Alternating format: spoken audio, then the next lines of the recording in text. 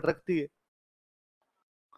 गांव मैंने तो घर परिवार में तो हमेशा यही देखा कि भाई घर वाला जो थान है, थान समझ गए, घर वाला जो मंदिर है, उस मंदिर में भी मम्मी जब पूजा करती है तो भी घूंघट तो रखती है। और घूंघट किससे रखा जाता है? बड़े आदमी से, पूजनीय सम्माननीय आदमी से। देवी देवता से ज्यादा सम्माननीय कौन हो? ये अपने को अजीब इसलिए लगता है कि मुझे कई बार लगता है आजकल हिंदू ज्यादा मॉडर्न हो गए। वरना आप कभी गुरुद्वारे जाओ, देखे आपको नंगे सर घुसने नहीं देंगे, भले ही आप पुरुष हो भले ही आप महिला हो। हाँ हाँ, सम्मान में मैं यही इसी पे आ रहा हूं, मैं इसी पे आ रहा हूं कि आप गुरुद्वारे जाओ, गुरुद्वारे में महिला भी रखते हैं और पुरुष भी रखते हैं, कि पुरुषों को भी बिना अंदर नहीं घुसने देंगे। इधर मेरी तरफ गुरुद्वारे में घुसो देखिए किसी पुरुष को लेकर, पुरुष को नंगे सर घुस, हर पुरुष को भी वो लेना ही पड़ेगा भाई।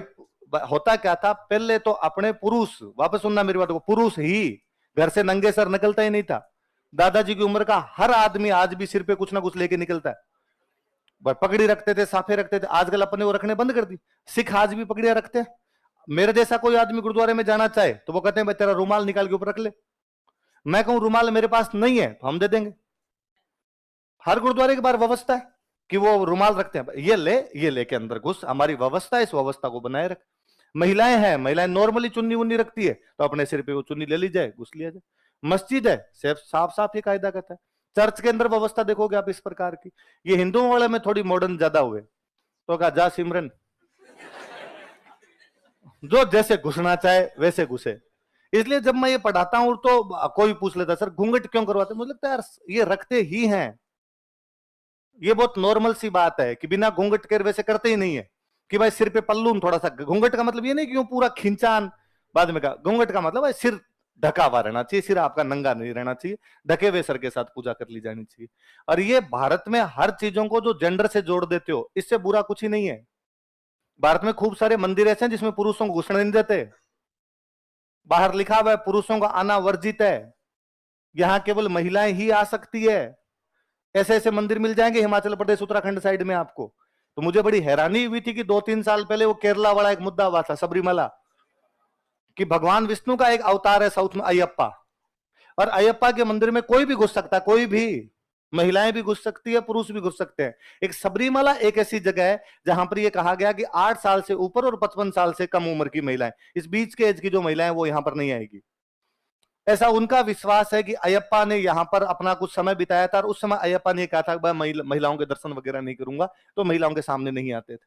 तो उनके जो भक्त है वो इस बात को मानते हैं, उनकी जो भक्त महिलाएं हैं वो भी इस बात को मानती है। और उनको यदि जाना ही होता है अयप्पा के मंदिर में तो आसपास का कोई दूसरा मंदिर उसमें चले जाओ, वो जो पर्टिकुलर सबरीमाला वाला मंदिर है उसके अंदर महिलाएं नहीं जाती। फिर एक दिन 2 महिलाएं आई, उन्होंने कहा कि जब तक इस मंदिर में महिलाएं घुसेगी नहीं तब तक विमेन एम्पावरमेंट होगा ही नहीं। विमेन एम्पावरमेंट केवल यहां अटका हुआ है, जब इसमें घुस जाएगी तो महिलाएं अचानक चांद पे जाएगी, और जब तक इसमें नहीं घुसेगी तब तक महिलाओं का शोषण जारी है। इसलिए महिलाओं को शोषण से बचाना है, इसलिए इस मंदिर में घुसना पड़ेगा। उन 2 महिलाओं का उस मंदिर से, अयप्पा से, धर्म से कोई लेना देना नहीं। वो अपनी पूरी जिंदगी में और किसी मंदिर में भी नहीं गई, पर यहां जाना है उनको। तो आई दोनों, वो दोनों आई तो केरला तो सबसे अधिक पढ़ा लिखा राज्य है, वेल एजुकेटेड है, वरना तो हाथों हाथ लोग कहते थे कि मूर्ख है, कोई कहते थे अनपढ़ है, वो तो पढ़े लिखे हैं। उस गांव की महिलाएं उस मंदिर के आगे खड़ी हो गई और उन्होंने उन दोनों कहा कि बहन मत जाओ, हमारे यहाँ का रिवाज है, रिवाज नाम की भी कोई चीज होती है, और प्लीज आप मत जाओ, हमारे यहाँ अयप्पा की यूं महिलाएं नहीं जाती है।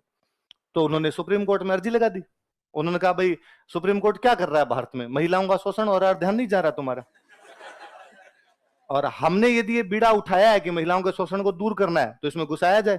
सुप्रीम कोर्ट ने पुलिस को कहा कि इनको घुसाओ दोनों को।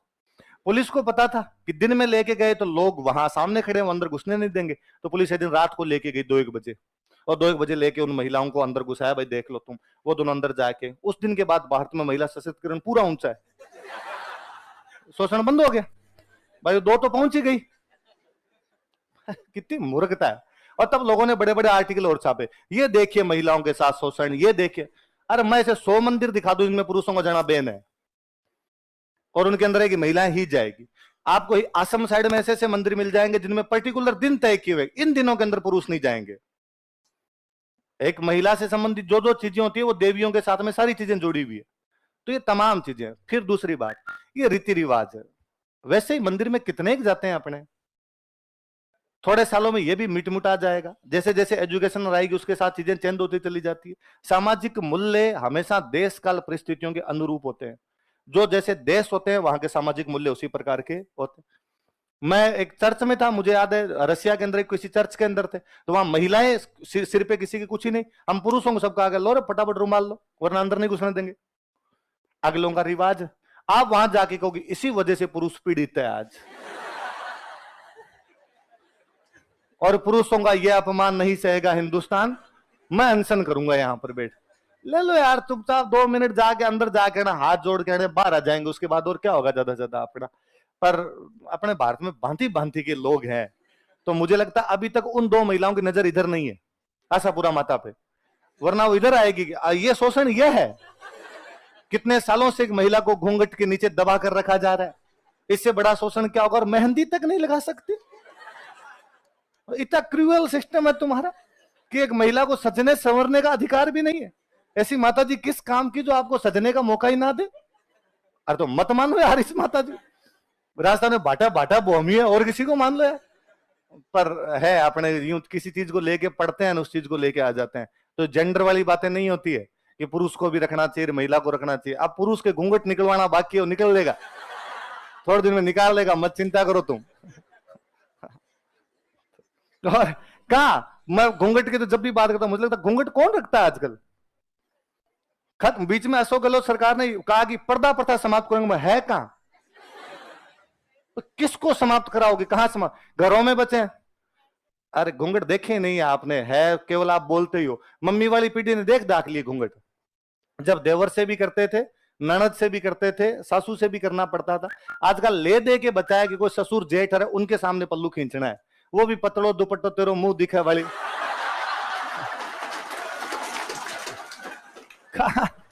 उसमें भी लगता है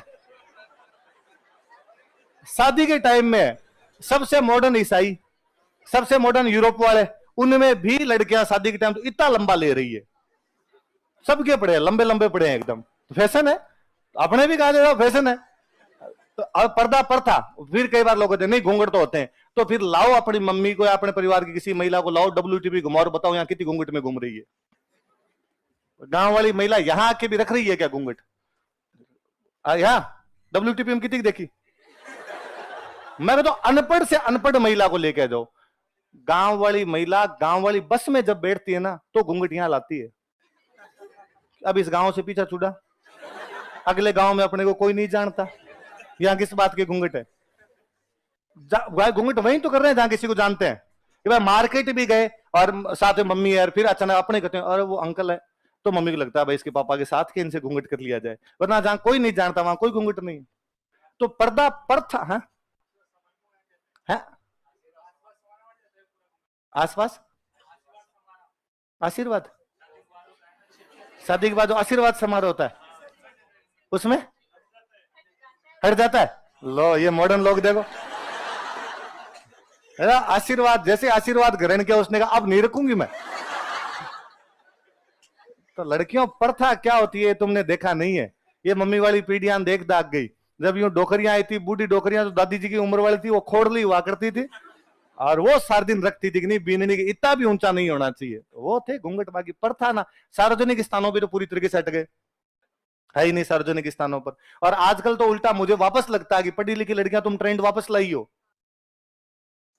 कि सेल्फी के चक्कर में, कि उसमें शायद थोड़ा ज्यादा अच्छा पोज आते हैं, थोड़े उधर कैंडिड पिक ज्यादा अच्छे आ जाएंगे, तो इस चक्कर में वापस आया। वरना बीच में तो एक बार सबने रखने बंद किए थे, किस बात है घूंघट है। प्रथा का मतलब होता है जबरदस्ती जो बहुत ज्यादा बड़े लोगों में फैली हुई हो, प्रथा नहीं है। ये भी धीरे धीरे हट उठा जाएगी अपने आप। अगली लिखो, तो आप पुरुष करेगा थोड़े दिनों, मत चिंता करो, राजी रहो तुम। हाँ मैं ही करके आऊंगा क्लास में।